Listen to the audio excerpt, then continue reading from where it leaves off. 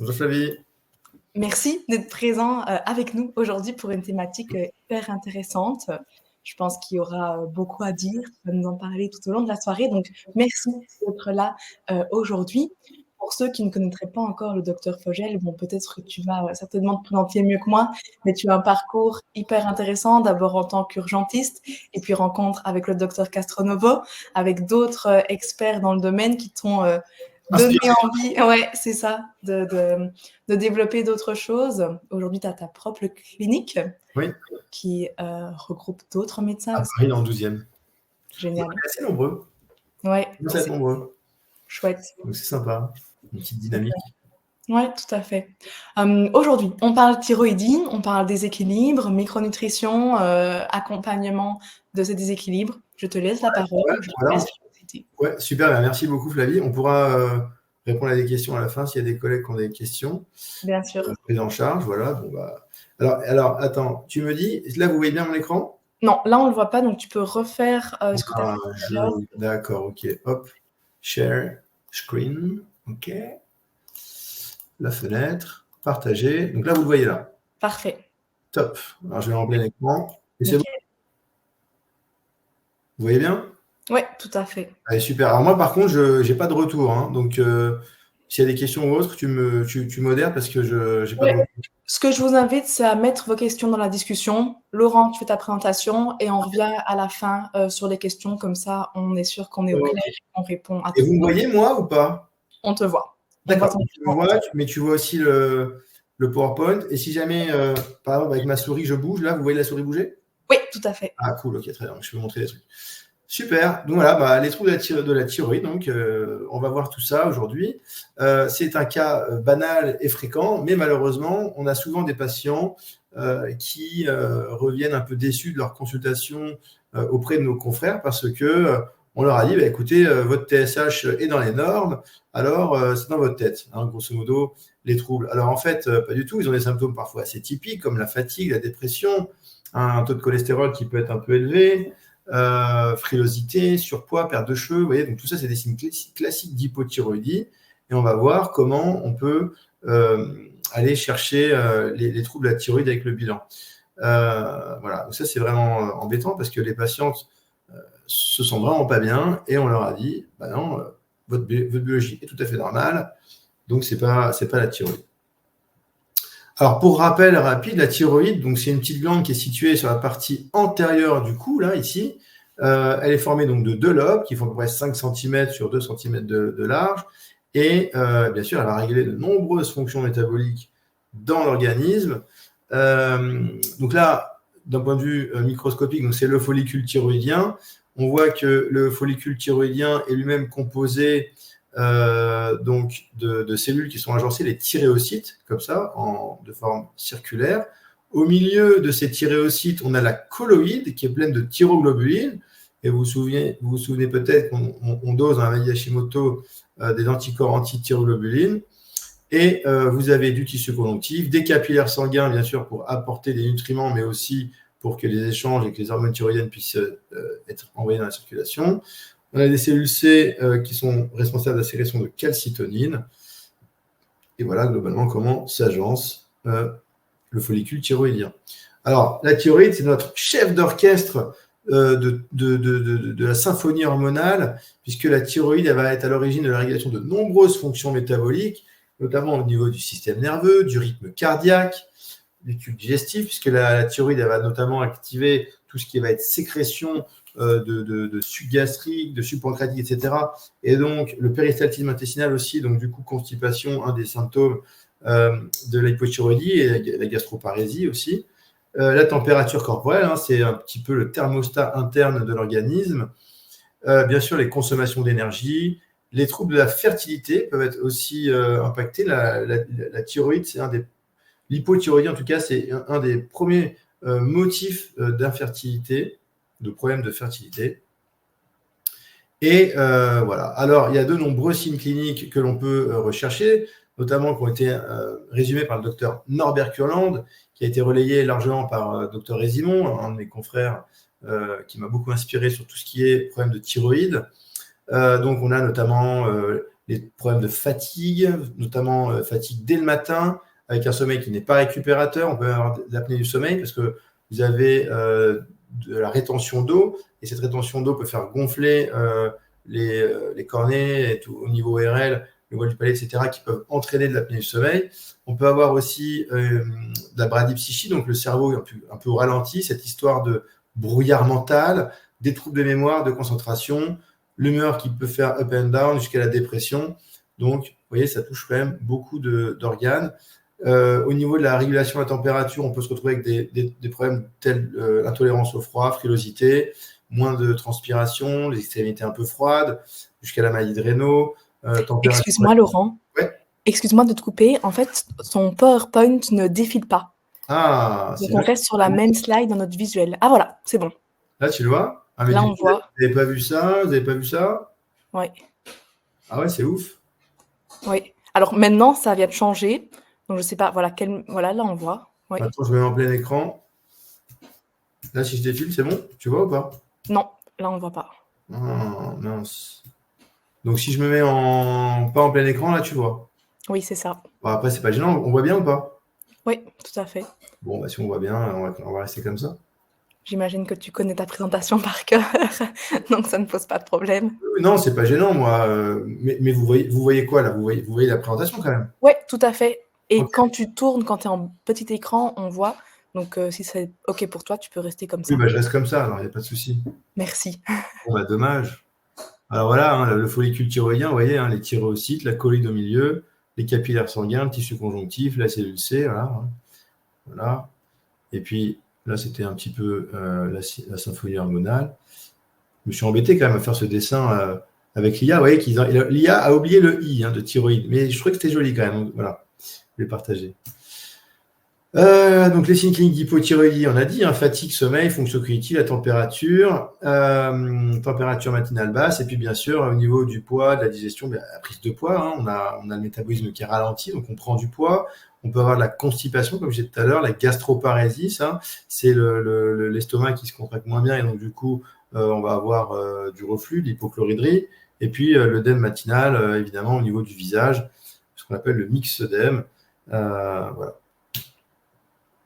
Donc, on a un impact systémique de ces troubles thyroïdiens. Donc, je viens de dire, un autre dessin qui montre à peu près la même chose. Au niveau du cerveau, donc je l'ai dit, dépression, manque de concentration, cette histoire de brouillard mental. Au niveau cardiaque aussi, on peut avoir un impact. Alors ça se verra surtout sur les hyperthyroïdies, où les patients vous diront je me sens un peu en hyper, le traitement est un peu trop fort, puisque j'ai de la tachycardie, des palpitations. Au niveau des reins et des glandes surrénales, on va avoir aussi une interaction entre la thyroïde et les glandes surrénales. Au niveau hépatique, vous savez qu'une hypothyroïdie peut faire monter le taux de LDL cholestérol et un peu de triglycérides, mais surtout le LDL. Au niveau de l'intestin, eh bien, constipation et une activité gastro-intestinale ralentie, donc cette histoire de gastroparésie, encore une fois. Et bien sûr, sur le système reproducteur, on peut avoir des problèmes de fertilité et des troubles menstruels. Alors, comment tout ça se passe? Donc, tout ça, je vous l'ai dit, les hormones thyroïdiennes régulent le métabolisme dans tout le corps. Donc, l'intestin, la constipation. Le pancréas, ça peut donner de l'insuffisance exocrine. L'estomac, c'est l'hypochloridrie et la vidange gastrique ralentie, la fameuse gastroparésie. Et au niveau hépatique, cholestase, lithiase, de la NASH, non-alcoolique stéatose hépatique, foie gras non-alcoolique. Et puis, bien sûr, on va avoir un impact sur le microbiote. Mais le problème de l'hypothyroïdie et du microbiote, c'est que l'un va impacter l'autre. Et donc, on va tourner dans une espèce de cercle vicieux infernal où l'hypothyroïdie peut mener à une dysbiose et la dysbiose aggrave l'hypothyroïdie. Voilà. Donc, vous savez que quand on a un microbiote dysbiotique, on peut avoir une translocation de ce lipopolysaccharide, qu'on peut d'ailleurs doser, c'est le LBP. Ça va réduire les niveaux d'hormones thyroïdiennes, ça va impacter le fonctionnement de la thyroïde, ça va saturer les récepteurs aux hormones thyroïdiennes en périphérie. Donc, on augmente les quantités de T3 reverse notamment. Ça diminue la TSH et donc ça favorise la maladie thyroïdienne auto-immune également. Alors là, j'avais mis ce petit dessin pour montrer le lien entre la thyroïde et la surrénale. Je trouvais ça intéressant de vous montrer que ça fait comme une courbe en U un peu inversée. Alors, globalement, vous avez des récepteurs hormonaux aux hormones thyroïdiennes notamment, qui sont présentes sur tous les tissus, notamment sur les surrénales. Et donc, en cas d'hypothyroïdie, on observe une baisse d'activation de ces récepteurs au niveau des glandes surrénaliennes, ce qui va entraîner un ralentissement surrénalien et notamment par hypoperfusion. Donc, ça peut entraîner un déficit en cortisol. Et le problème, c'est que ce manque de cortisol va diminuer la conversion de la T4 en T3, ce qui crée une hypothyroïdie fonctionnelle. Le stress chronique, l'excès de cortisol, va inhiber aussi la conversion de T4 en T3 et ça favorise même la production de T3 reverse. Donc, quand on n'a pas assez de cortisol, on ralentit la conversion T4-T3 et quand on en a trop, ça ralentit aussi. Vous voyez, donc, il faut être dans les bons ranges de cortisol, ni trop bas. Sinon, ça peut impacter la thyroïde. Donc là, je vous ai fait le déroulé plus précisément. Donc, si on n'a pas assez de cortisol, on ne stimule pas bien les désiodases de type 1 notamment. Donc, si on ne stimule pas assez la désiodase, on diminue la conversion de la T4 en T3. OK ? Ça crée de l'hypothyroïdie fonctionnelle. Alors, souvent un TSH normal parce que le patient... Alors là, le patient ne va pas bien supporter un traitement à base de T3, je vous le dis, parce qu'en fait, la T3, elle accélère le métabolisme et il faut que les surrénales puissent suivre. Et là, si on n'a pas assez de cortisol, c'est dans ce cas-là, elles ne vont pas suivre. Donc, attention, ça, c'est un piège dans lequel vous pouvez tomber fréquemment au début. Vous avez des patients qui ont un taux de cortisol un petit peu trop bas, un peu faible, et on met un traitement à base de T3 directement. Là, ils vont mal le supporter. Ils vont se retrouver avec... alors, ça peut précipiter une crise d'insuffisance surrénalienne, comme j'ai dit, donc fatigue majeure, hypotension et tout. Et puis, risque d'intolérance cardiaque avec des sensations de tachycardie. Ils vont vraiment pas bien se sentir. Donc, dans ces cas-là, il faut d'abord remonter le cortisol. Vous leur dites de prendre un traitement 2 à 4 semaines avant d'introduire le traitement à base de T3. Donc, ça peut être par une prescription de prénolone, ça peut être par une prescription d'hydrocortisone s'il y a besoin, ça peut être par une prescription d'extrait glandulaire. Enfin, ce que vous avez à votre disposition pour faire monter ce cortisol, ça dépend aussi du niveau duquel parle le patient, évidemment. Donc, il faut faire du cas par cas. On ne peut pas vraiment généraliser, mais voilà. En tout cas, je vous donne ce conseil. Mettre en place un traitement du cortisol avant de mettre un traitement à base de T3. Donc, l'excès de cortisol, là, on est déjà dans du stress chronique. La personne a déjà un excès de cortisol et ça va également inhiber la désodinase de type 1 et elle favorise la voie T3, RT3. Donc ça diminue également la conversion de T4 en T3. On a un ralentissement du métabolisme, donc on est fatigué. Ça active le système du stress. Et en fait, c'est finalement une boucle infernale puisque ça va également provoquer une augmentation du stress chronique. Et donc, du coup, on tourne en rond, stress, hypothyroïdie. Par ailleurs, vous devez savoir que le cortisol, il peut inhiber la production de TSH et il peut aussi altérer la sensibilité des récepteurs nucléaires à la T3. Donc, ça fait plusieurs voies où l'excès de cortisol peut bloquer un peu, enfin, en tout cas, entraîner de l'hypothyroïdie. J'espère que j'ai été clair. Voilà. Alors, le lien thyroïde-ovaire aussi, ça c'est intéressant. Donc, les hormones thyroïdiennes, vous savez qu'elles améliorent la vascularisation des organes, y compris des ovaires, du coup. Et un excès d'œstrogène peut freiner la conversion de la T4 en T3 et va stimuler la production de T3 reverse. Quant à la progestérone, elle favorise la conversion de T4 en T3. Donc, attention notamment quand il y a syndrome prémenstruel et pour les dames ménopausées, elles ont un manque de progestérone et donc du coup, et parfois, donc s'il y a un SPM, ça peut même entraîner il peut y avoir des fois des excès d'œstrogène qui vont entraîner de l'hypothyroïdie. La contraception aussi entraîne potentiellement de l'hypothyroïdie. Pourquoi ? Parce que la contraception orale augmente les protéines de transport hépatique de toutes ces hormones, donc la SHBG, la TBG, la CBG, et donc ça peut, entre autres, diminuer la testostérone, donc la libido, mais ça peut également diminuer les fractions libres circulant d'hormones thyroïdiennes. Alors, donc, nos hormones thyroïdiennes, c'est l'accélérateur métabolique. Elles vont stimuler diverses fonctions métaboliques qui vont accélérer notre métabolisme de base. Comprenez donc que s'il n'y a pas assez d'hormones thyroïdiennes, on est ralenti. Elles permettent d'activer notamment l'expression de protéines responsables des oxydations au niveau de la chaîne mitochondriale respiratoire. Donc, c'est par ce phénomène qu'elles vont produire de la chaleur notamment. Et c'est le thermostat, comme je disais tout à l'heure, du corps avec production de chaleur. Elles permettent également d'activer des voies métaboliques telles que la glycolyse et la lipolyse. Donc, on va griller le sucre et et le gras. Si on n'a pas assez d'hormones thyroïdiennes, du coup, ça va entraîner un ralentissement du métabolisme et un stockage et donc prise de poids. Alors, comment ça marche? Je vous ai mis des dessins. Donc, vous savez que l'hypothalamus commence par sécréter la TRH, l'hormone thyrotrope. Elle va stimuler elle-même l'hypophyse.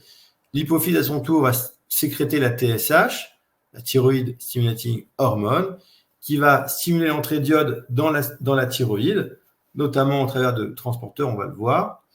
Et puis, un peu plus loin, la T4 sera transformée en T3 grâce au système des désiodases. On va voir ça un peu plus en détail. Donc déjà, il faut savoir que la thyroïde, donc, elle sécrète principalement de la T4, donc, qui est la forme de stockage, c'est une forme inactive. Elle doit se transformer en T3, qui est la forme active, par ces processus de déiodination. La thyroïde produit environ 80% de T4 et 20% de T3. Donc, il y a un phénomène de feedback, évidemment, qui va inhiber la production de TSH par l'hypophyse si jamais il y avait un excès d'hormones thyroïdiennes. Les hormones thyroïdiennes, elles sont liposolubles, donc elles vont se déplacer grâce à des protéines de transport, on l'a vu un petit peu tout à l'heure, donc la TBG et l'albumine. Seule la fraction libre va permettre d'être active, donc c'est pour ça qu'on parle de T4 libre et de T3 libre quand on les dose au niveau sanguin. Elles exercent leurs effets, ces hormones, grâce à des récepteurs nucléaires, intracellulaires, qui doivent rentrer dans la cellule et qui sont eux-mêmes ont besoin de cofacteurs, notamment la vitamine A. Donc, si jamais vous avez un manque de vitamine A, il se peut que vous ayez une hypothyroïdie frustre par non-signalisation intracellulaire de la T3. Le message ne se fait pas à l'intérieur, c'est bloqué. Pas assez de vitamine A. Et après, bien sûr, ça va être détoxifié au niveau hépatique. Alors, bien sûr, le matériel de base, c'est l'iode et la L-tyrosine. Et malheureusement, beaucoup de gens sont carencés en iode et l'ignorent. Donc, il faut faire des bilans. Il faut doser l'iode sur les urines. Moi, je préfère faire les urines de 24 heures. C'est un peu plus compliqué à faire, mais je trouve un peu plus fiable que sur un échantillon d'urine du matin. Alors, cet iode, il a un rôle fondamental puisque c'est le composant vraiment essentiel des hormones thyroïdiennes. Donc, il est ingéré et il est absorbé au niveau du tractus gastro-intestinal et il doit être converti en iodure dans le sang, puis sous forme organique, on va le voir juste après. Voilà. Alors, on trouve de l'iode beaucoup dans les produits marins, bien sûr, les poissons, les crustacés, les mollusques, les algues marines, un petit peu les œufs, les produits laitiers, les viandes, notamment celles qui ont été nourries avec des aliments riches en iode, le sel iodé, alors ça c'est un peu remis en cause, certains disent que l'iode s'évapore du sel, enfin bon voilà. Sinon moi j'aime bien utiliser le gomasio aux algues, c'est pas mal, c'est vrai que ça permet de remplacer le sel et d'apporter quand même un petit peu d'algues et on voit quand même les taux d'iode qui remontent. Alors une carence en iode, ça diminue forcément le taux d'iode circulant, ça réduit la synthèse des hormones thyroïdiennes, on observe souvent une élévation un petit peu de la TSH qui va compenser et une hypothyroïdie s'il y a une carence prolongée, parfois même des goitres. L'excès d'iode peut paradoxalement provoquer une hyperthyroïdie par l'effet Job-Basedow, mais à titre perso, j'en ai encore jamais vu. Une hypothyroïdie, on dit, par l'effet inhibiteur de la synthèse hormonale, donc c'est l'effet Wolff-Chaikoff, et des dysfonctionnements thyroïdiens chez les personnes prédisposées. Mais je pense qu'il faut vraiment pousser. Les patients, par exemple, qui ont eu une injection de produits de contraste iodé, peuvent se balader avec des taux d'iode qui sont à 15-20 000, parfois microgrammes par litre, sans qu'il n'ait aucun signe. Quand nous, on vise en médecine fonctionnelle un taux autour de 150, on dit on est très bas. Donc, certains disent même qu'il faut des taux beaucoup plus élevés. Alors, voilà, donc l'étude Suvimax, qui est une étude très connue en micronutrition, du moins, une étude de cohorte qui avait effectivement mis le doigt sur les populations à risque, comme les femmes enceintes notamment, qui sont particulièrement vulnérables à la carence en iode. Donc, c'est important de supplémenter toutes nos patientes qui sont en âge de procréer et qui ont un désir de grossesse avant la conception. Alors, donc je vous ai dit, on dit qu'il faut que ce soit au moins supérieur à 150 microgrammes par litre sur les urines de 24 heures, mais il y en a qui disent qu'on peut aller à des taux beaucoup plus élevés que ça. En tout cas, si on n'a pas assez d'iode, comme je l'ai dit, on peut avoir de l'hypothyroïdie, des nodules thyroïdiens. Ça diminue l'immunité. Hein. Ça va aussi entraîner des fibrokystes au niveau des seins, des kystes ovariens. Ça peut être à l'origine de tout ça. On a également noté un risque oncologique un petit peu augmenté, notamment des cancers hormonodépendants comme le sein et la prostate. Et puis, d'autres problèmes, notamment liés à la carence en iode, comme le crétinisme. Ça, c'était ce qu'on appelait le crétin des Alpes à l'époque. Hein.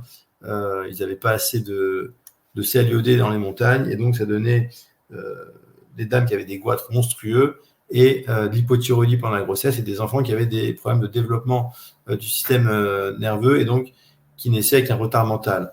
On décrit aussi des cas de cicatrices kéloïdes, de kystes sébacés, plus rares, maladie du Dupuytren, maladie de la Peyronie. Voilà. Et ça peut toucher aussi le mucus intestinal, si je peux le corriger, voilà, et aussi provoquer des sensibilités digestives. Donc, c'est intéressant de voir que l'iode ne s'arrête pas qu'à la thyroïde, mais va un peu plus loin. Alors, comment ça marche ce truc-là? Donc, l'iode, il doit rentrer au niveau du thyréocyte par le transporteur Nice.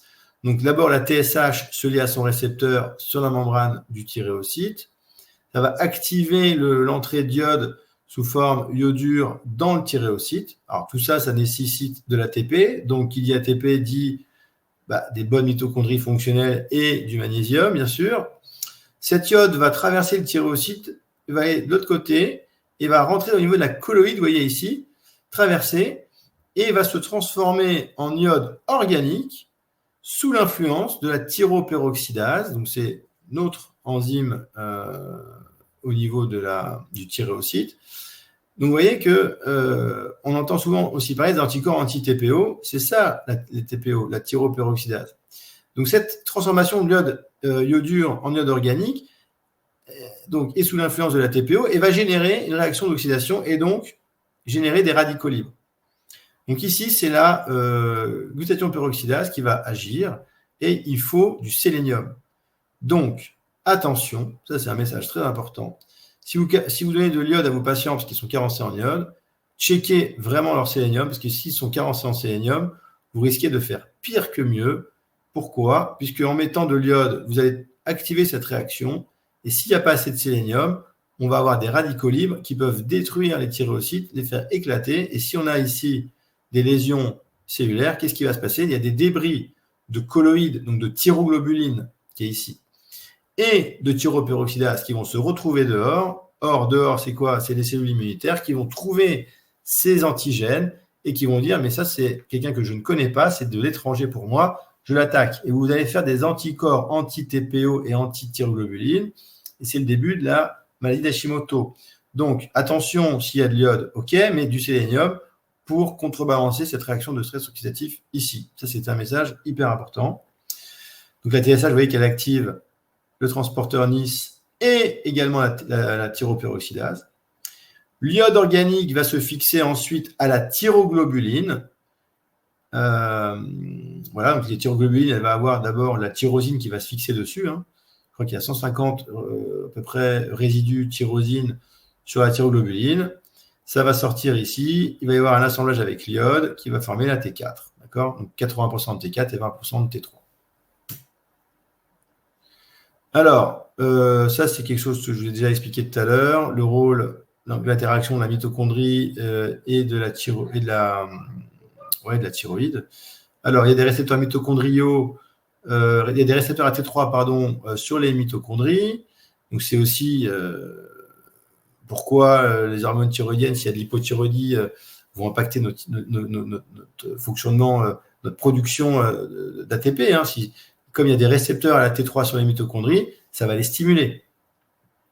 Donc, cette liaison de cette T3 au récepteur déclenche l'expression de protéines de la chaîne mitochondriale respiratoire et ça va stimuler la production d'énergie, donc d'ATP. Et vous avez donc une relation bidirectionnelle, c'est ce que je disais tout à l'heure, sur le fait que les hormones thyroïdiennes influencent la mitochondrie et vice-versa. Donc, il faut des mitochondries fonctionnelles, vous avez compris pourquoi. Puisque la mitochondrie, elle permet la production d'ATP qui va activer ici l'entrée d'iode dans la cellule. Donc, si on a une mitochondrie un peu flat qui ne travaille pas bien, le travail ne peut pas bien se faire. Donc là, je vous ai identifié quelques micronutriments mitochondriaux. Bon, je ne vais pas tous les lire, vous voyez qu'il y en a quand même pas mal. Donc, notamment les vitamines. Il ne faut pas oublier les oméga 3 pour la fluidité membranaire au niveau de la membrane interne de la mitochondrie, là où a lieu le cycle de Krebs. La L-carnitine, la glutamine, le CoQ10, bien sûr. Voilà. Alors, ça, c'est ce que je vous ai déjà un petit peu expliqué. La molécule de thyroglobine, je me dis 150, je me suis trompé, c'est 134 résidus tyrosine sur lesquels sera fixé l'iode.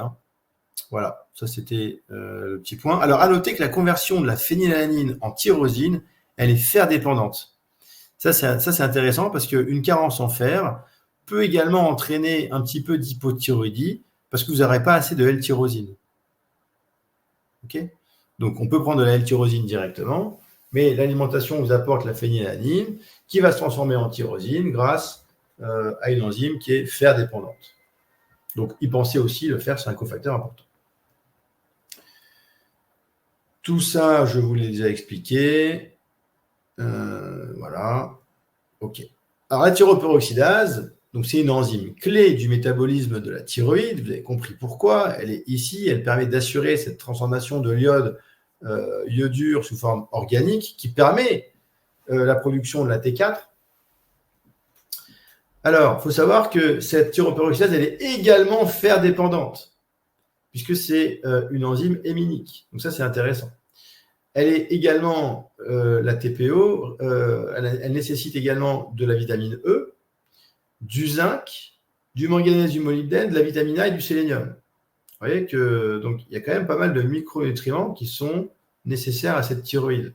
Alors vous remarquerez que ça se recroise pas mal avec les micronutriments mitochondriaux.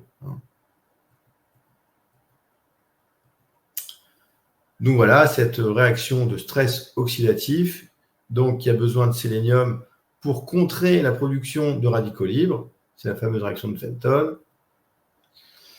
Alors, sachez aussi que la thyroperoxydase, elle est sensible aux métaux lourds. On a dit que c'était une enzyme héminique, elle a besoin de fer pour fonctionner.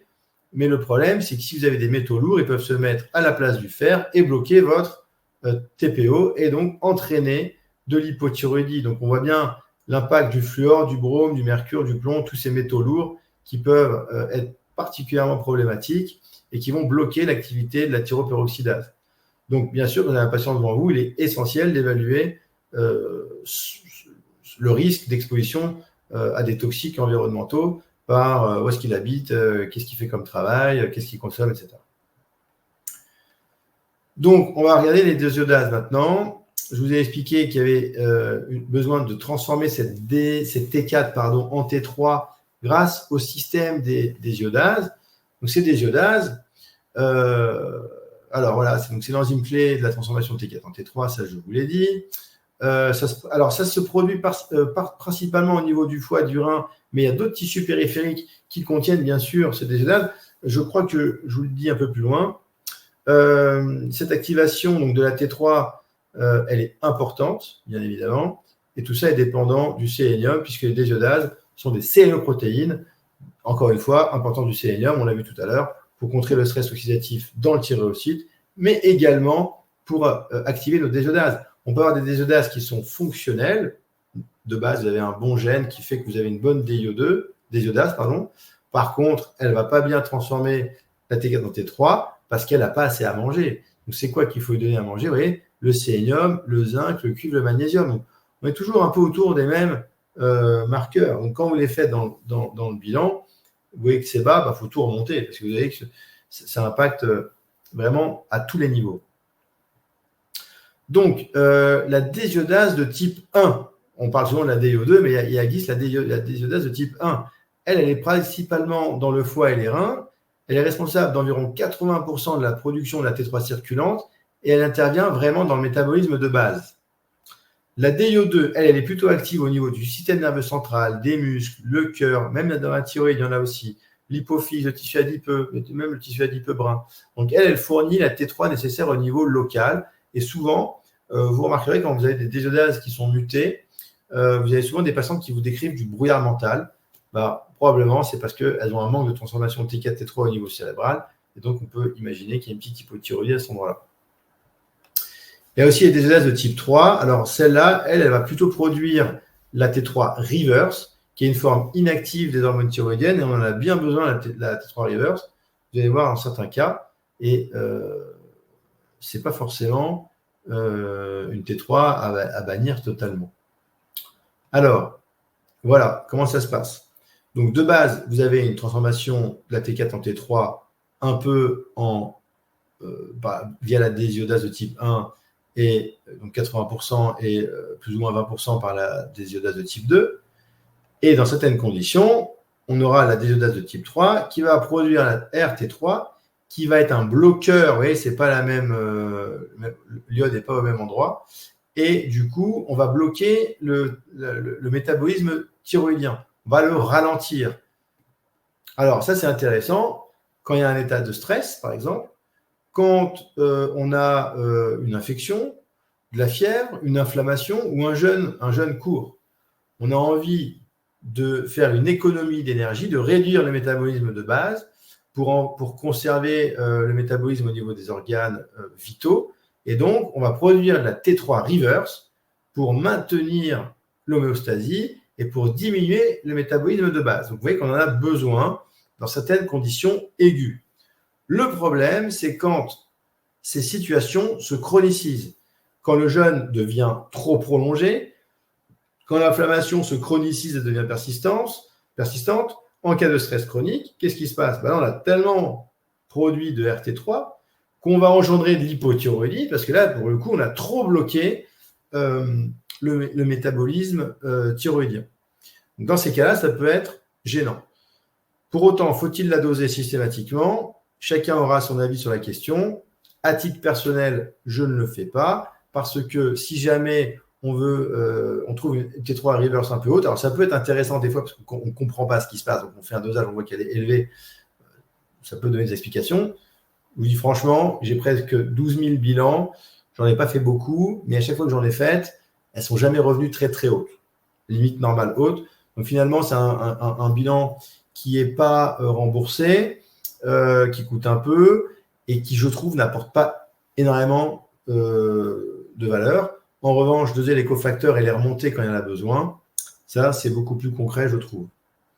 Mais chacun aura un avis tranché et on a le droit de ne pas avoir le même avis. Les cofacteurs de la 5-désiodase, donc je vous les ai déjà un petit peu mentionnés tout à l'heure, le sélénium, le zinc, et il y a d'autres minéraux comme le cuivre et le magnésium qui vont également participer au bon fonctionnement de ces enzymes.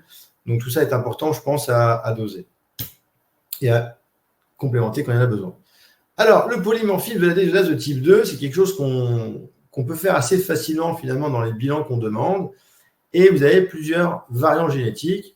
Donc, il y a la forme TT, c'est la forme sauvage homozygote. Donc ça, c'est ce qui va donner une fonction normale à l'enzyme. Le variant hétérozygote, donc TC. Ça peut donner des risques d'hypothyroïdie, je dirais frustre, parce que ce n'est pas parce qu'on est TC qu'on ne produit pas du tout de désiodase de type 2, on en produit toujours un petit peu.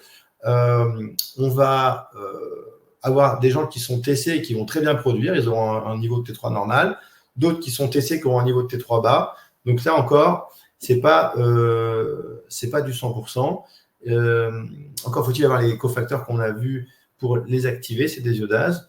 Et moi, donc ça arrive que je mette des patients qui ont une désiodase qui est TC sous T3 et je les mets bien en garde et voilà, attention, là je vous mets la T3 parce que votre T3 est vraiment basse, on a besoin de la remonter rapidement, mais il se peut que votre organisme se remette à fonctionner et à produire des bons niveaux de T3 et donc dans ce cas-là, le traitement sera en trop, vous allez sentir des signes d'hyperthyroïdie, et il faudra savoir l'arrêter, du moins me prévenir pour que je vous dise quoi faire.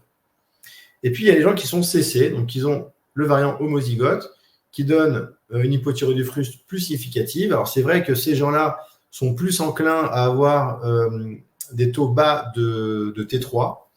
Alors ils ont quand même un fonctionnement de la désiodase, elle fonctionne quand même, on ne peut pas dire qu'elle ne fonctionne pas, elle fonctionne moins bien, voilà, sinon elle ne serait même pas viable.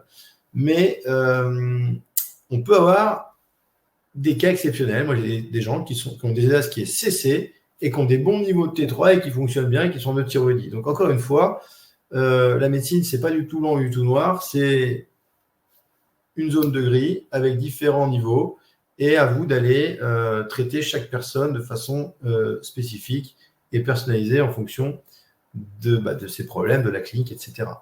En tout cas, voilà, on estime qu'il y a 12 à 36% de la population générale qui a ces variants. Moi, j'ai l'impression qu'il y en a plus parce que finalement, je vois quand même beaucoup de gens qui ont une mutation. Alors, il y a beaucoup plus de TC que de CC, enfin, en tout cas, de mon expérience, mais peut-être que j'ai un biais de recrutement. Alors, ces hormones thyroïdiennes sont transportées au niveau sanguin à 99% sous forme liée et seulement 1% sous la forme libre, et 70% est lié à la TBG. Donc, vous voyez que ça, c'est une glycoprotéine qui est synthétisée au niveau hépatique, d'où l'importance d'avoir également une bonne fonction hépatique. Bon, ça diminue la fonction libre circulante, vous l'avez compris, on l'a dit tout à l'heure. Nos hormones thyroïdiennes, je vous l'ai dit, je vous l'ai dit tout à l'heure, mais là on a un dessin qui est un peu plus joli. On a besoin donc de vitamine A, le rétinol, qui est le cofacteur du récepteur nucléaire de cette T3. Donc cette T3 doit se fixer à son récepteur, qui est un récepteur nucléaire, qui va donc aller activer la transcription de gènes spécifiques au niveau du noyau et de la cellule. Donc si vous n'avez pas assez de vitamine A, il se peut que vous ayez ici une diminution de cette signalisation, je répète, intracellulaire, et donc le message de la T3 ne se fait pas bien. Vous avez des bons niveaux de T3, et pourtant le patient, il a les signes cliniques parce qu'il a les bons niveaux de T3, mais ça ne se fait pas bien à l'intérieur, il y a un bloc, et donc il faut remonter la vitamine A. La fluidité membranaire, elle est importante également, puisque vous savez que ça conditionne le bon fonctionnement de tous ces récepteurs qui ont besoin de bouger dans la membrane des cellules. Donc le récepteur à la TSH, le transporteur NIS, la thyroperoxydase. Donc il faut une bonne fluidité membranaire et notamment les oméga 3, vous l'avez compris. Voilà. Ok, donc les oméga 3, ils vont favoriser la fluidité de la membrane, ils vont réguler aussi les niveaux d'adrénaline, de noradrénaline, etc.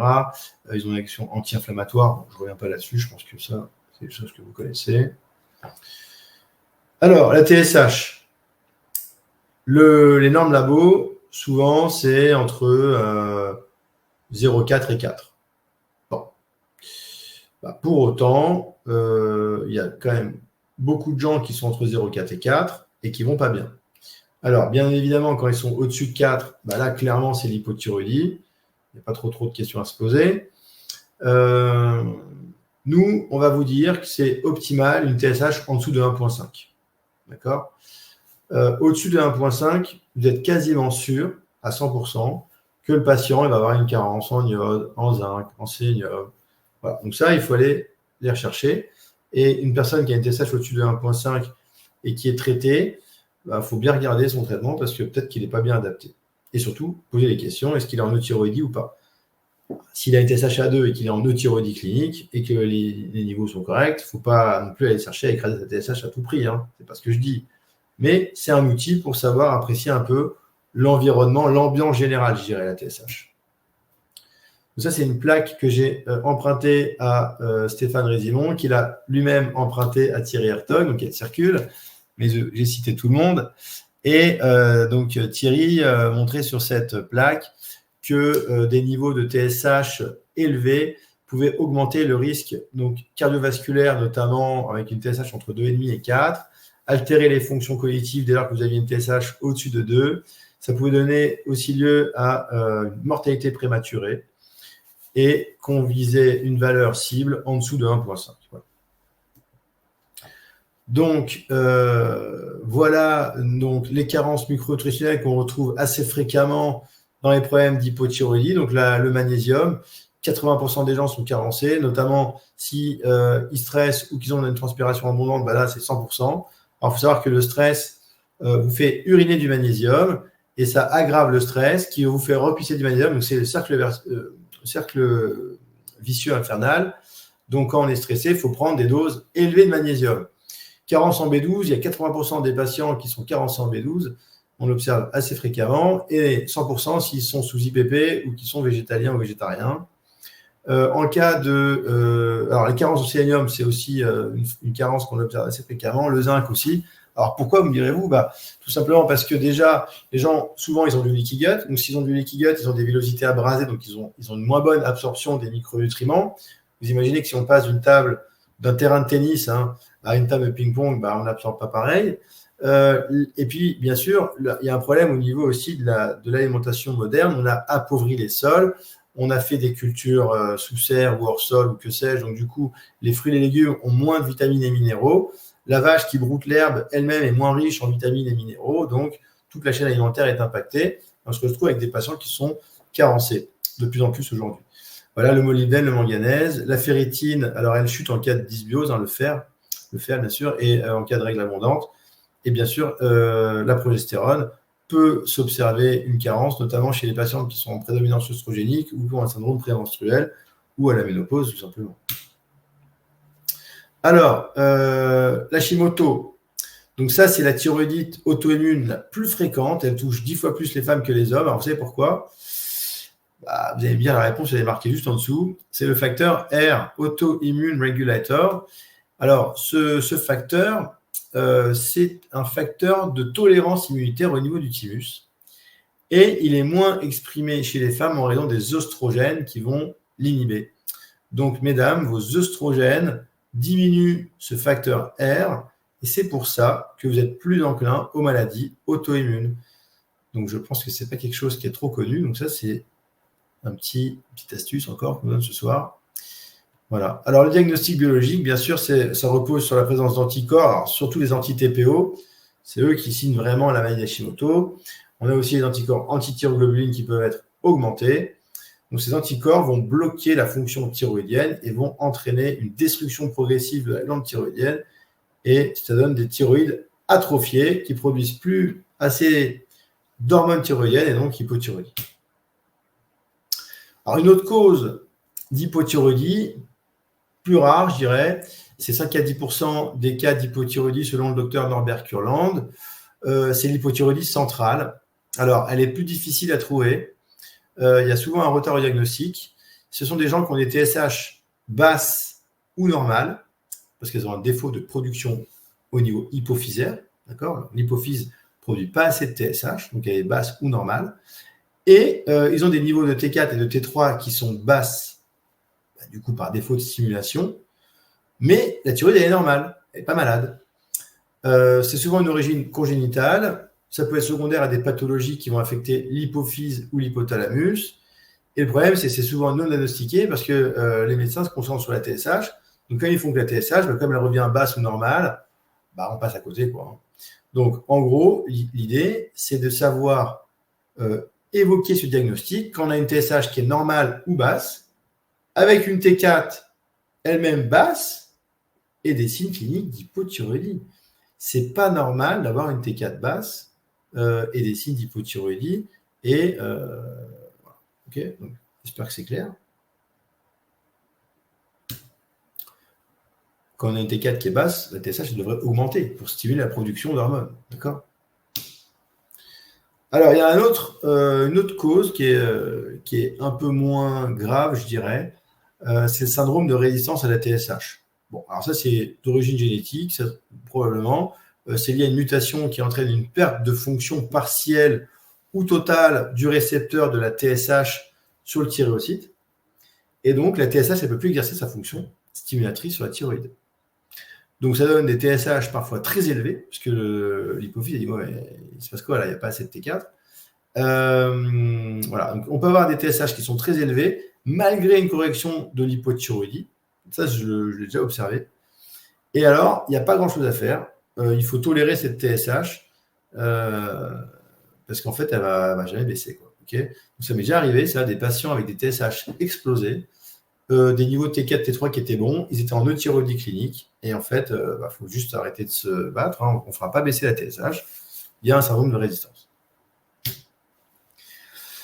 Alors, si on part du côté des hyperthyroïdies, la plus fréquente, c'est la maladie de Basedow.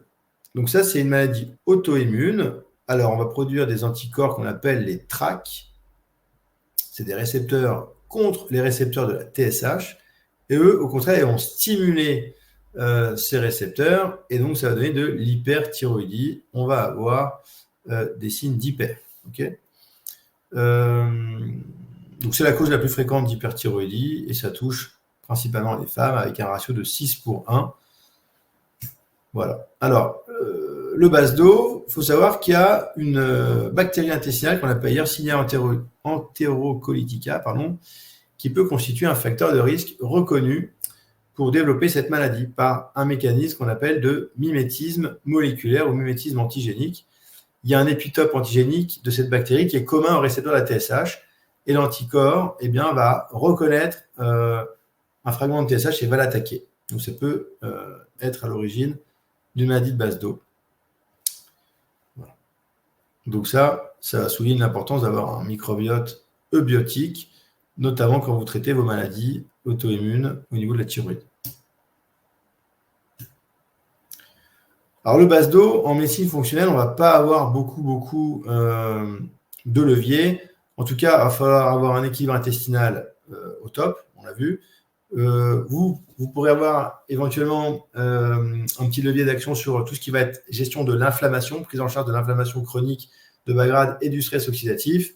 Et bon, les micronutriments essentiels, vous les connaissez, hein, c'est le sélénium, le Q10, les acides gras oméga 3. L'iode, attention. Alors maintenant, il y en a qui disent qu'on peut donner des grosses doses d'iode pour bloquer un peu. Voilà. Ça, il faut y aller, à mon avis, de façon précautionneuse. Alors, le sélénium, il est très important. On l'a vu à de nombreuses reprises, mais je trouve intéressant de vous partager cette méta-analyse qui avait mis en évidence que les patients qui prenaient du sélénium, pouvaient voir leurs anticorps anti-TPO diminuer. Alors, on a compris pourquoi, hein, ça diminue le stress oxydatif intra-thyréocyte, et c'était intéressant de vous donner cette info. Donc, voilà, auto-anticorps, maladie auto-immune, vérifier le taux de sélénium et supplémenter s'il y a besoin. Et je vous rappelle que entre 1 et 3 mois du Brésil bio par jour peuvent permettre de maintenir des niveaux corrects de sélénium chez un patient qui a un niveau normal bas. Okay, faut quand même monitorer parce que j'ai déjà vu des patients en excès de sélénium parce qu'ils mangent trop de noix du Brésil. Voilà une autre étude dans laquelle on parlait de l'association entre la carence en vitamine D et la survenue de maladies d'Hashimoto. Donc, dans cette étude, 79% des patients étaient en déficit de vitamine D, et un déficit en vitamine D multiplié par 3,2 le risque de développer une maladie auto-immune de la thyroïde. Et on avait une diminution en moyenne des taux d'anticorps de 50% après normalisation du taux de vitamine D. Donc, c'est vraiment important d'avoir un bon taux de vitamine D. Je vous rappelle que la vitamine D stimule les lymphocytes T régulateurs qui sont en quelque sorte les casques bleus de l'immunité et qui vont avoir un impact positif en diminuant, en calmant votre système immunitaire. Voilà, donc il y a un lien fort entre l'hypothyroïdie et le syndrome de fatigue chronique, et également avec la fibromyalgie. D'accord ? Donc, les patients en syndrome de fatigue chronique et fibromyalgie, il faut absolument aller regarder la thyroïde. Alors, qu'est-ce que je demande comme dosage pour explorer la fonction thyroïdienne? Alors, j'ai mis des choses un peu en plus, hein, mais bon, globalement, TSH, T4, T3, ça me paraît évident. La T3 libre urinaire des 24 heures, certains demandent la T4. Bon, moi, par souci d'économie, je ne la demande pas. J'ai déjà assez de frais comme ça. Je vais demander les anticorps anti-TPO, anti-TG et les TRAC s'il y a un contexte, bien sûr. Les TRAC, on ne va pas les demander systématiquement à tout le monde. Par contre, les anti-TPO et anti-TG, je demande quasiment tout le temps au premier rendez-vous parce qu'on trouve souvent des patients qui ont un début de maladie auto-immune et qui s'ignorent. Donc, dans ces cas-là, c'est bien de prendre le problème à la racine très tôt, et on va parfois couper l'herbe sous le pied à l'inflammation et on va empêcher la maladie d'Hashimoto de se développer au-delà. Moi, j'aime bien demander évidemment le polymorphisme de la DIO2. Il y a des labos qui le font. On peut demander les hormones connexes, donc les oestrogènes, la progestérone. Je vous rappelle, on a vu que les oestrogènes en excès bloquaient la désiodase et que la progestérone, au contraire, la stimulait. La sulfate de prénone, sulfate de DHEA, c'est en fait nos précurseurs. On peut regarder la testostérone. Bon, là, il n'y a pas trop de lien avec la thyroïde. Hein. Le cortisol, voilà, donc le cycle salivaire. Moi, j'aime bien demander le cycle salivaire et le cortisol libre urinaire, et je recroise les deux. On peut aussi demander les métabolites urinaires du cortisol. Voilà. Ensuite, l'iode sur les urines de 24 heures. Alors là, les cofacteurs, je vous recommande de les faire. Hein, le zinc, le sélénium, le cuivre, le magnésium, le bilan martial, les vitamines, le Q10, le glutathion si on peut, parce que ce n'est pas remboursé, donc ça, c'est si on peut. Les acides gras, bien sûr, ça, c'est top si on y arrive à le faire, mais bon, tout le monde ne peut pas. Et puis, bien sûr, alors là, c'est à l'extrême, le microbiote. Si on a les moyens, pourquoi pas. Et puis qu'il y a des signes d'appel, on peut demander le microbiote, les mous ou un ARN 16S. Mais là, on est déjà beaucoup plus évolué. Donc déjà, le bilan de base, vous voyez, on peut déjà se débrouiller pas mal.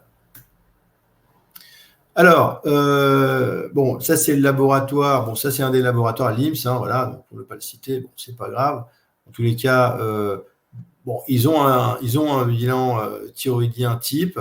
Il y en a d'autres, hein, il y a bien sûr, il y a Synlab, il y a BioAvenir, il y a Biopredict, il y a plein de laboratoires d'analyse médicale qui font ces bilans. Donc, parfois, ils ont des bilans comme ça, un peu tout fait. C'est pas mal. Vous voyez, vous avez à peu près les prix mis à jour ici. Donc, pour 240 €, on peut avoir un bon bilan avec les acides gras érythrocytaires. Et si on a un peu moins de moyens, pour 160 €, on peut déjà avoir un bilan assez correct.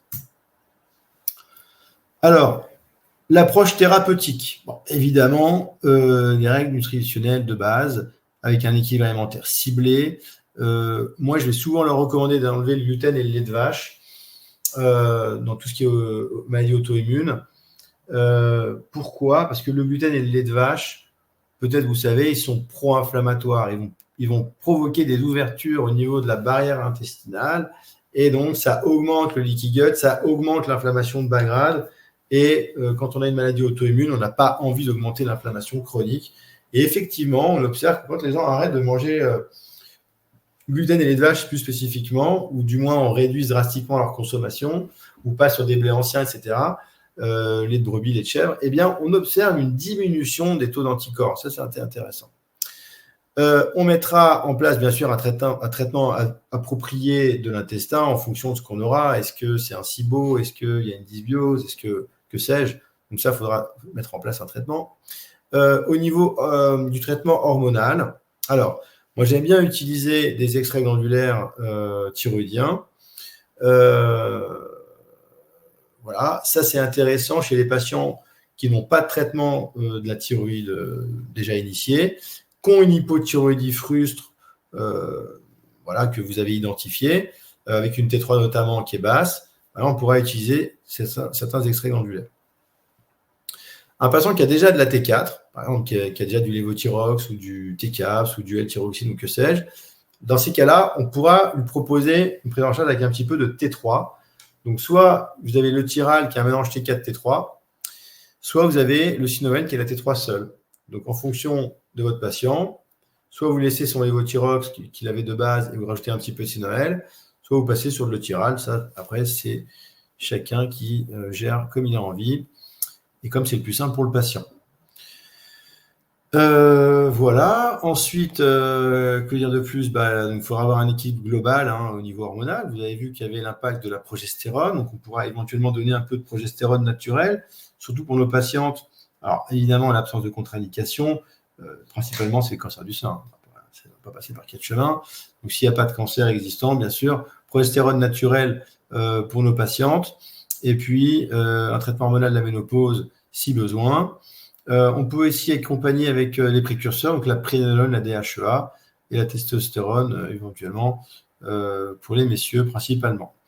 Alors après, bien sûr, des compléments ciblés, notamment sur l'iode, le zinc, le sélénium, voilà, tous nos cofacteurs dont on a longuement déjà discuté.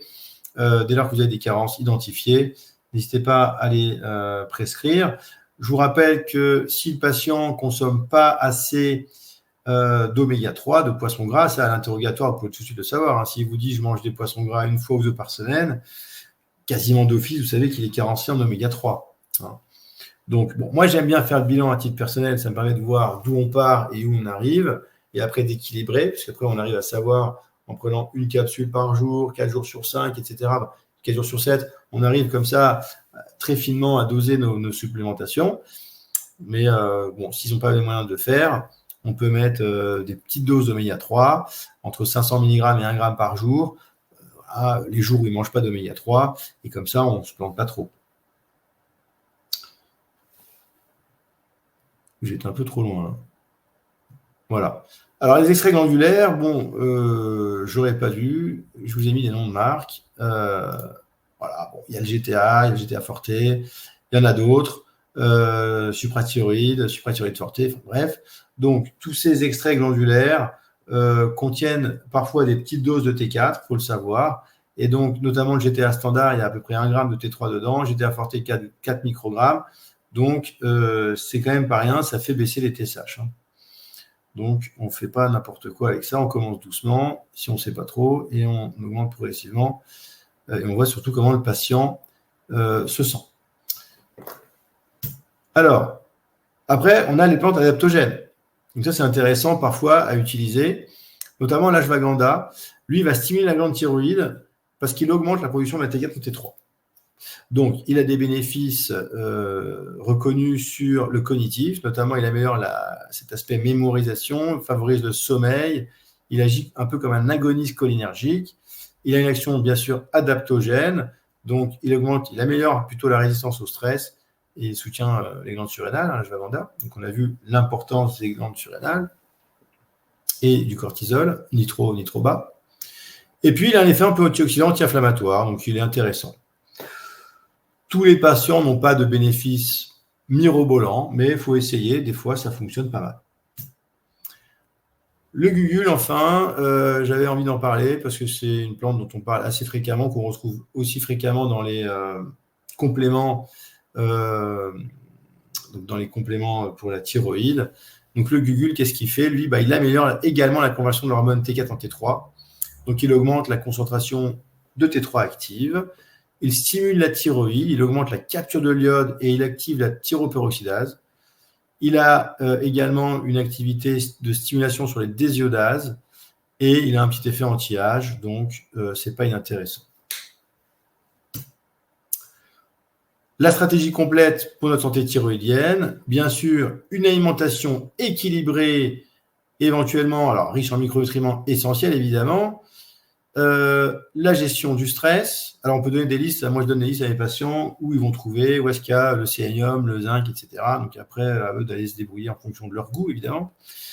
Gestion du stress, protection de l'axe thyroïde surrénal.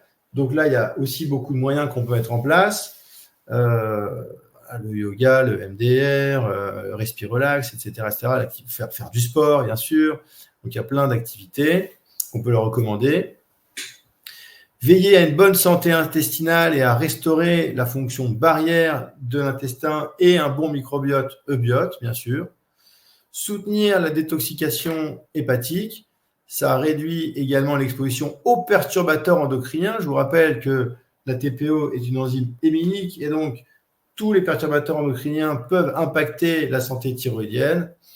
Et évidemment, en dernier recours, le traitement personnalisé avec des compléments alimentaires ciblés sur le problème et le cas échéant, des extraits glandulaires ou un traitement à base de T3 si le patient en a besoin.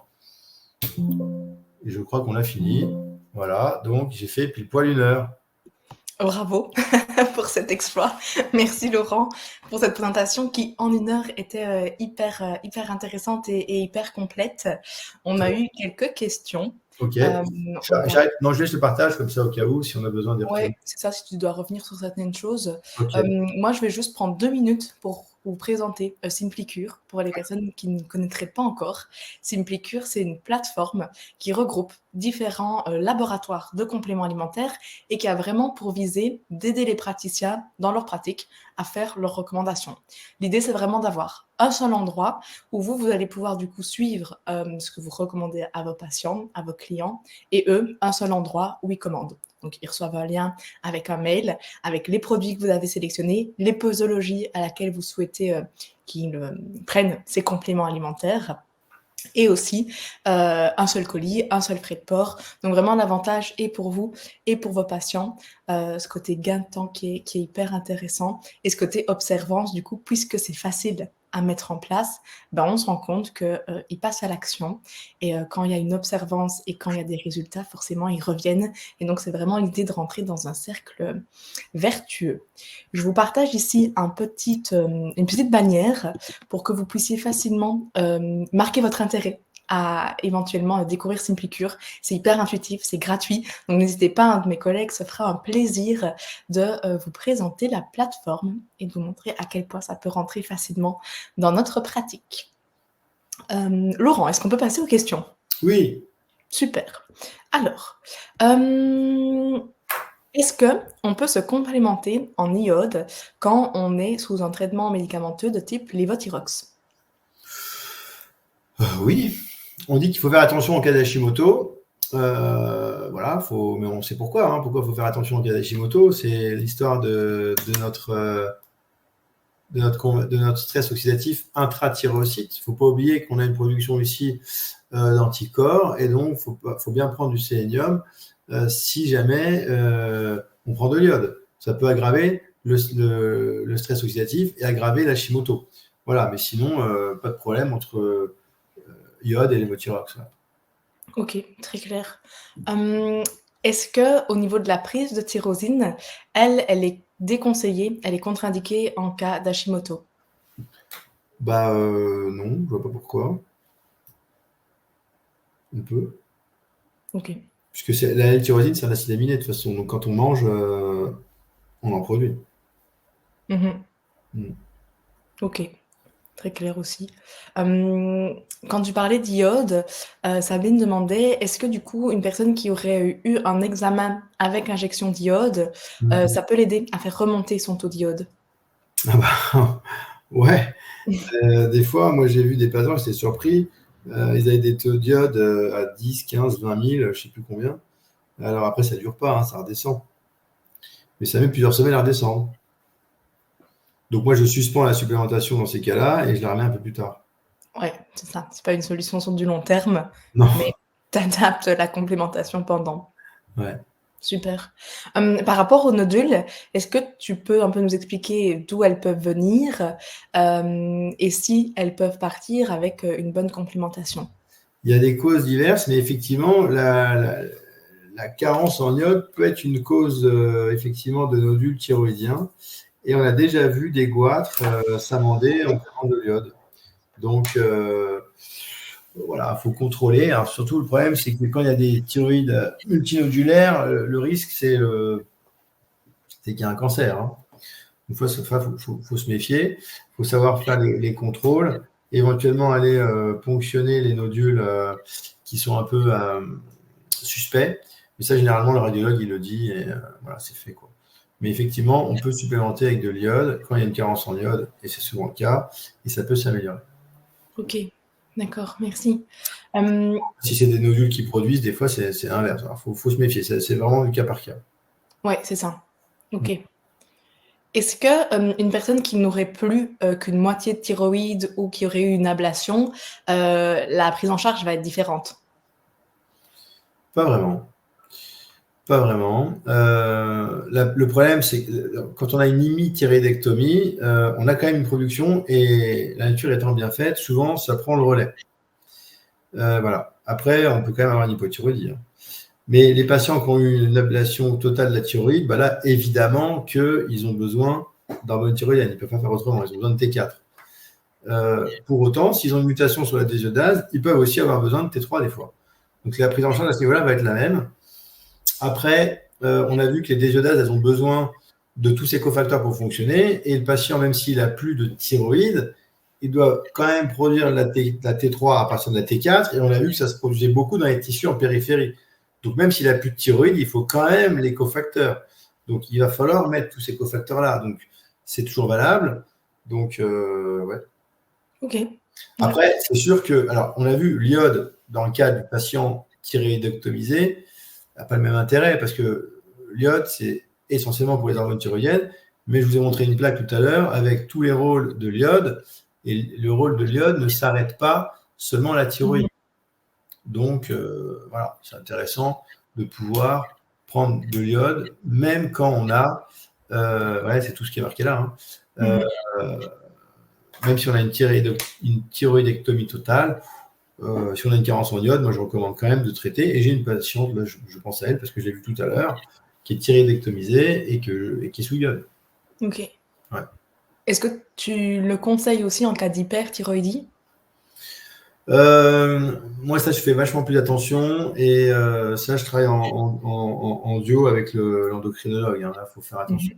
L'hyperthyroïdie, je déconseille de jouer tout seul. Hein. Oui, tout à fait. Parce que Ok. c'est vrai qu'on peut avoir des thyrotoxicoses et c'est beaucoup plus grave. L'hyperthyroïdie est beaucoup plus grave que l'hypothyroïdie. L'hypothyroïdie, on n'en meurt pas, ou exceptionnellement, le coma myxodémateux, mais c'est vraiment, on n'en voit plus chez nous. Je veux dire, c'est dans des pays peut-être où il n'y a pas un bon système de santé, mais chez nous, il n'y a pas de coma myxodémateux, c'est pas possible. Enfin, c'est très rare, extrêmement rare. En revanche, les crises thyrotoxiques, ça, on peut en voir. Donc oui, vraiment là aussi à individualiser et surtout à s'entourer pour un bon accompagnement. Ouais. Est-ce que tu conseilles une forme d'iode spécifiquement? Moi, j'aime bien l'iode en gouttes. Hein, voilà, vous en avez chez Saint-Picure. Il y en a qui marchent très très bien. Voilà, l'iode en gouttes, une goutte sous la langue ou deux ou trois, ça dépend du patient. Ça marche très bien. Ok. Est-ce que les parathyroïdes peuvent mal fonctionner et est-ce que ça peut avoir un lien et un impact sur la thyroïde? Non, pas à ma connaissance. Ok. Parathyroïde, c'est autre chose. Peut-être Ouais. calcium, tout ça. Est-ce que tu peux éventuellement me donner une fourchette de prix pour les analyses dont tu as parlé? Il y a une partie qui est remboursable sur ordonnance. Après, je vous ai montré un exemple au laboratoire LIMS, mais il faut aller voir chacun des labos. Hein. Ça, je sais pas, hein. Mon ordonnance type, là, elle est autour d'une centaine d'euros, je sais, au laboratoire de proximité. Et c'est quand même des choses qui ne sont pas remboursées. Je ne sais plus où c'était. Non, c'est plus bas. Ouais. Vous avez vu, le bilan LIMS, il est autour de 240 euros, le gros bilan. Là. Et c'est pas mal parce qu'il y avait des acides gras dedans. Ok. Ouais, et justement, du coup, bon, j'en profite, Ouais. on est en partenariat avec LIMS. Donc, si vous êtes déjà praticien sur Simplicure, vous pouvez bénéficier d'une réduction sur votre premier bilan. Ah, Donc, cool. ça vaut la peine. Très bien. Oui, ils font TSH, T4T3, l'iode. Alors, c'est pas sur la durée de 24 heures, mais c'est plus facile à faire du coup. Puis, Ouais. sélénium, magnésium, manganèse. Voilà, c'est vraiment les cofacteurs essentiels. Hein. Les acides gras, les anticorps. Donc, ça, c'est pas mal. C'est le bilan assez complet. Si on a un peu moins de budget, eh bien, on peut faire un peu plus serré. Voilà. Et après, ils ont sorti, c'est pas idiot, ils ont sorti ce qui était remboursable dans les labos français, là, pour faire que ce qui n'est pas remboursé. Alors, ils ont quand même laissé T4, T3, bon, voilà. Mais globalement, on peut s'en sortir comme ça, c'est pas mal. Ouais, super. Après, moi, ce que je demande ici, alors, si c'est quelqu'un qui est thérapeute, qui n'a pas d'ordonnance, je ne peux pas dire, je ne connais pas le coût. Hein. Mais quelqu'un qui a une ordonnance qui peut se rembourser une partie, on est sur une centaine d'euros au labo de proximité. Et après, il y a la partie plus fonctionnelle si on a envie d'en faire une. Un polymorphisme, c'est 70 euros généralement, 69 par là. Ok. Voilà. Mais effectivement, c'est peut-être bien de préciser parce que Laura posait la question de savoir est-ce que les naturopathes peuvent conseiller de l'iode. Je pense que c'est là la différence. Un médecin peut prescrire des analyses, prescrire des médicaments et des compléments. Les thérapeutes, naturopathes, nutrithérapeutes sont limités aux compléments alimentaires. Oui. Après, ils ne peuvent pas donner de médicaments, ça c'est sûr, mais ils peuvent déjà faire pas mal de choses. Hein. Même les bilans. Hein. Les bilans peuvent être faits. Après, il faut savoir bien le lire. C'est le seul risque. Hein. Ouais. Bon. Une dernière question. Est-ce que le dosage de l'iodurie sur 24 heures dépend de l'alimentation de la veille? Non, je pense pas. Je pense que pour faire monter l'iode, il faut quand même y aller. Hein. Non. Ok, super. Sauf si Eh on a eu bien, un bolus d'iode. Hein. Si tu as fait une injection d'iode, paf, d'un coup, ça part. Hein. Oh, non, par l'alimentation, pas. non, non. Super. Eh bien, Ah, Laurent, il me semble qu'on a fait le tour des questions. Donc, encore un tout grand merci pour ta présentation très, très claire, d'avoir pris le temps aussi de répondre aux questions. Je pense que c'était, un sujet qui nécessitait, de prendre le temps et tu l'as très bien fait, donc merci à toi. eh bien, avec plaisir. Bonne soirée. À bientôt.